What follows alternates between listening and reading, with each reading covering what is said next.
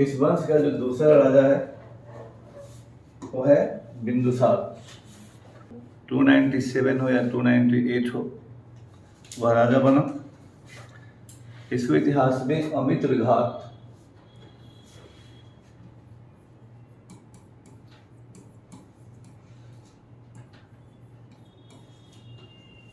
Slayer of enemies, अमित्रों का नाश करने वाला कहा गया है। और ग्रीक के द्वारा अमित्रोचेटस कहा गया है। ग्रीक के द्वारा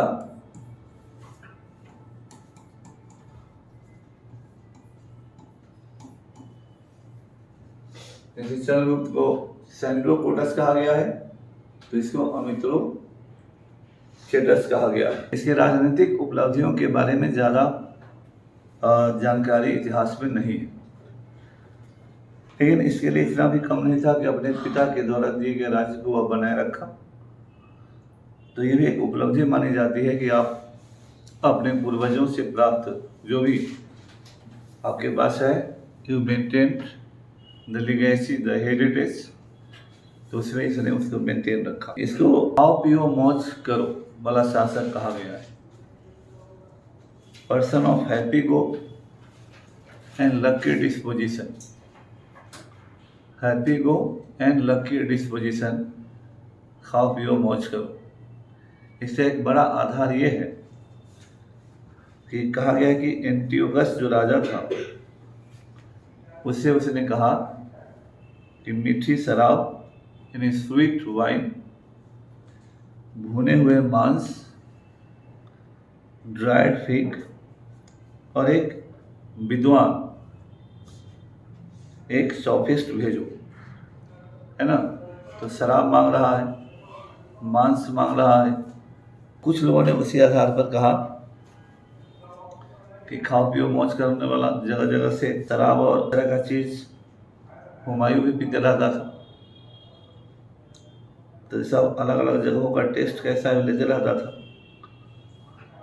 फिर मिस्र के शासक टॉलमी फिलाडेल्फस ने डायनोसियस नामक एक दूत इसके दरबार में, डायनोसियस नामक एक दूत इसके दरबार में भेजा, और एंटियोकस ने भी डैमकस नामक दूत इसके दरबार में भेजा, है ना। इसके अलावा इसका जो शासन है, इसके बच्चों के संघर्ष के लिए ज्यादा जाना जाता है। खल्लाटन इसका प्रधानमंत्री था।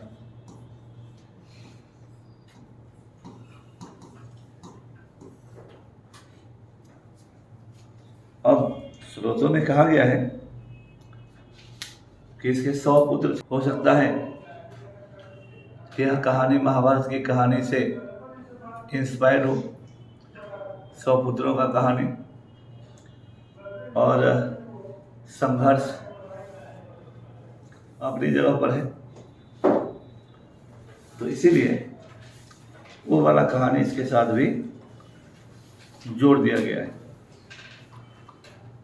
कहा जाता है कि अशोक बड़ा बेटा तो नहीं था, लेकिन जब अशोक राजकुमार था तभी अवंती का राज्यपाल बना। तो वहीं पर कहा जाता है कि इसका पहला विवाह वहीं हुआ, और महेंद्र और संघमित्रा जो इसके, तो महादेवी इसकी पत्नी थी वहां पर, वो वैश्य कन्या थी,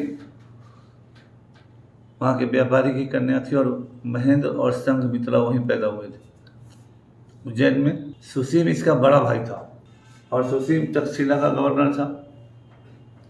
तो ऐसा कहा जाता है कि जब तक्षशिला में विद्रोह हुआ तो सुसीम उस विद्रोह को नहीं दबा सका, तो अशोक को तक्षशिला भेजा गया।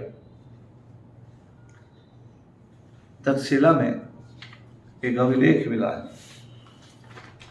सिरकप नाम का एक स्थान है, सिरकप, और वहां पर जो अभिलेख है उसमें एक अधिकारी है रोमेदोतो के कहते हुए कहा गया है कि उसने राजा प्रियदर्शी की सहायता से उन्नति की है। राजा प्रियदर्शी की सहायता से उन्नति की है। इसमें सीरियाई लिपि का प्रयोग किया गया है। तो स्वाभाविक है कि जब छोटा भाई वह काम करता है जो बड़ा भाई नहीं कर पाया, तो अधिकारियों में एक तरह का जो सिंपैथी है वो अशोक के प्रति गया कि अशोक में ज़्यादा योग्यता है। सुसीम बड़ा भाई जरूर है, लेकिन सुसीम में अशोक जैसी योग्यता नहीं है। तो दरबार के कुछ अधिकारियों का अशोक के प्रति सिंपैथी का बढ़ जाना स्वाभाविक था। अशोक के प्रारंभिक जन्म के बारे में भी या प्रारंभिक जीवन के बारे में भी बौद्ध पुस्तकों में और अन्य स्रोतों में लिखा गया है, क्योंकि अशोक बौद्ध धर्म के दृष्टिकोण से भी एक महान राजा है, क्योंकि अशोक ने बौद्ध धर्म को उस समय के और आगे के भी किसी भी राजा के मुकाबले सबसे ज़्यादा प्रमोट किया। तो स्वाभाविक है कि अशोक के बारे में बौद्ध धर्म की किताबों में लिखा जाए। अशोक की माता के बारे में कहा गया है, कई नाम है। एक स्रोत में सुभ्रदांगी कहा गया है, दिव्यबंधन किताब है। दक्षिणी स्रोतों में धर्मा कहा गया है, और कुछ किताबों में जनपद कल्याणी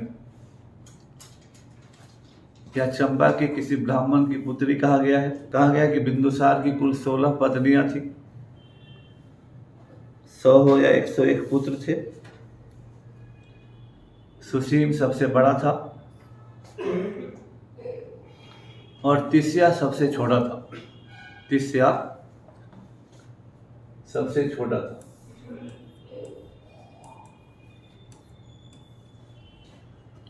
कहा गया है कि बहुत दिनों से अशोक की माता को पुत्र नहीं हो रहा था। जब अशोक पैदा हुआ तो इसका नाम जो है अशोक है। तो इसका मतलब कहा गया कि इसके माता के दुख से मुक्त हो गई, यानी पुत्र हो गया। अभी किसी महिला को पुत्र नहीं होता है तो उसके लिए बड़ा दुख का बात रहता है, और उसके लिए मानता मनौती बहुत लोग करते हैं कि हाँ बेटा हो जाए। तो दुख से मुक्त अशोक का मतलब हुआ दुख से मुक्त। इसका एक और भाई हुआ बीताशोक। माता से 2 पुत्र थे, यानी अब दुखों का अंत्य हो गया, जो 2 बेटा हो गया। कहा जाता है जब अशोक पैदा हुआ था तो बिंदुसार के दरबार में आजीवक संत थे पिंगलवत्स। पिंगलवत्स ने अशोक के राजा होने की भविष्यवाणी की थी। कहा कि वही योग्यतम है और वही शासन करेगा। फिर जैसा मैंने कहा कि उज्जैन में वह गवर्नर हुआ। विदिशा की श्रेष्ठी महादेवी से ब्याह हुआ। महेंद्र और संघमित्रा एक बेटा एक बेटी वहीं पर हुए। तक्षशिला के विद्रोह वाली बात मैंने बता दी। अब जो है यह कहा जाता है कि जब बिंदुसार बीमार हुआ तो कहीं कहा जाता है खल्लाटक और कहीं राधा गुप्त का नाम लिया जाता है, जो अशोक के प्रति सिंपैथेटिक था। तो उसने अशोक को सूचना दी कि बिंदुसार की अब मृत्यु होने वाली है, और सुसीम तक्षशिला में था। तो उस समय तो मोबाइल था नहीं कि एक के साथ सबको खबर होगा। तो कहाँ उज्जैन और कहाँ तक्षशिला। तो अशोक तुरंत ही राजधानी चला आया, और जब बिंदुसार की मृत्यु हुई तो उसने राजगद्दी संभाल लिया, लेकिन फॉर्मली अपने को कोरोनेटेड घोषित नहीं किया। इसीलिए भले अशोक बिंदुसार का शासन 272 या 273 में खत्म कहा जाता है, लेकिन अशोक का कोरोनेशन 269 में, राज्याभिषेक 269 में। तो आखिर 2 साल और 3 साल का टाइम का क्या हुआ? तो बिंदुसार की मृत्यु और अशोक के राज्याभिषेक में इतना का गैप क्यों है?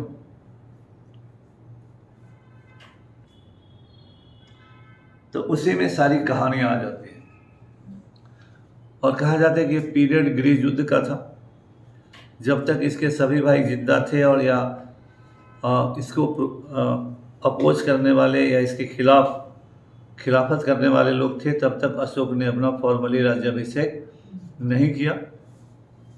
गृह युद्ध हुआ और उस गृह युद्ध में तिस्या को छोड़कर उसने अन्य सभी भाइयों की हत्या कर दी। सिटी में जो अगम कुआं है, कहा जाता है कि उसी में अपने भाइयों को मार मार के डाल दिया। अगम कुआं वो भूतहा टाइप का लगता है, उसे बहुत सारे लोगों को झांकने में थोड़ा डरे लगता है। हो सकता है सब भाई का भूत उसी में हो भी, है ना। तो ये मान्यता है।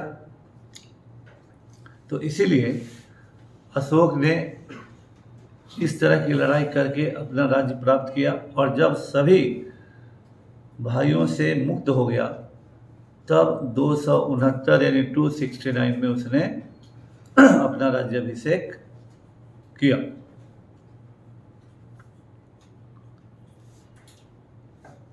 अब बच गया तिस्या। तो कहा जाता है, लोगों ने अशोक तिस्या के बारे में जरूर कहा, क्योंकि ये मानता था तो छोटा था, लेकिन सब कुछ देखा था अपनी आंखों से। स्वाभाविक है तिस्या के मन में भी करेगा कि हम भी एक बार राजा बन जाते, बड़ा आनंद आता। लोगों ने अशोक को कहा कि तिस्या कुछ षड्यंत्र कर रहा है, तो अशोक प्रैक्टिकल करना चाहता था। अशोक ने एक दिन तिस्या को बुलाया और बोला कि आज एक दिन के लिए तुम राजा बनोगे और आज जो तुम कहोगे वही होगा। सारा प्रशासन, सारी सेना तुम्हारे डिस्पोजल पर है। तिस्या जब राजगद्दी पर बैठा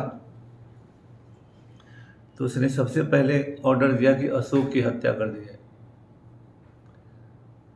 तो सारे लोग चुपचाप खड़े रह गए और जब तिस्या को समझ में आया तो उसे अपने शेष भाइयों का अंत भी ध्यान में आया। वह सिंहासन से सीधे उतरा और उसने कहा कि आज के बाद मैं बौद्ध भिक्षु बन गया। और सीधे तिस्या ने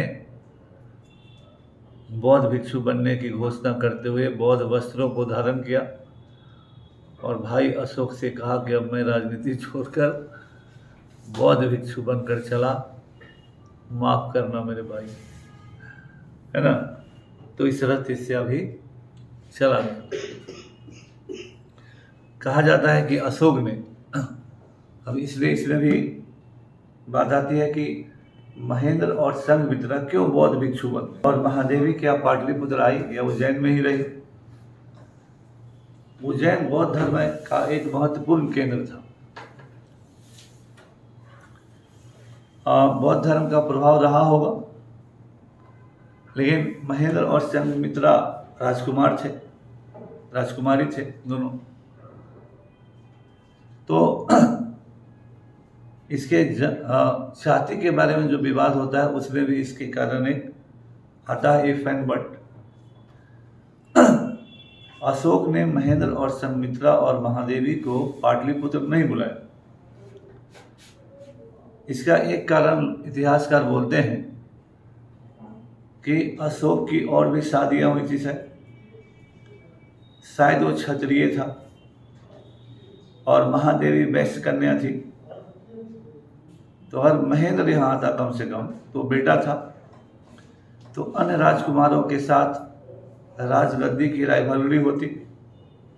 जो काम अशोक ने किया था वो इन लोगों में भी होता, तो आपसी संघर्ष होना स्वाभाविक था।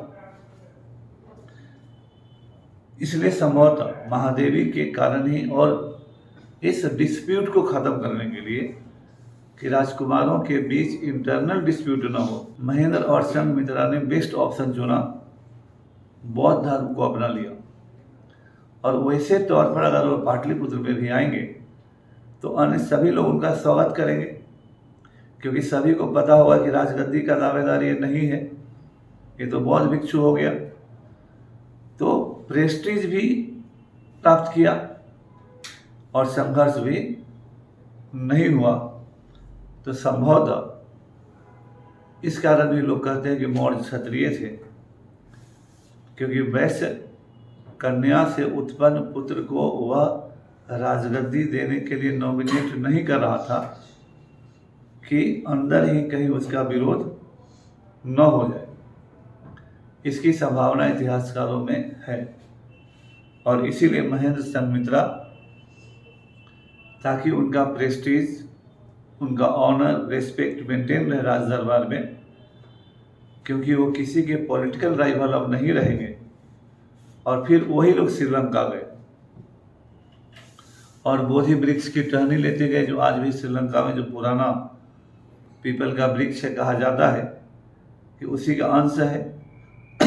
तो वहाँ भी जाने पर भले वो बौद्ध भिक्षु के तौर पर गए, लेकिन जानने वाला जान रहा था कि दोनों कौन हैं, तो वहाँ भी उनका रेस्पेक्ट बना रहा और ऊंचा बना रहा।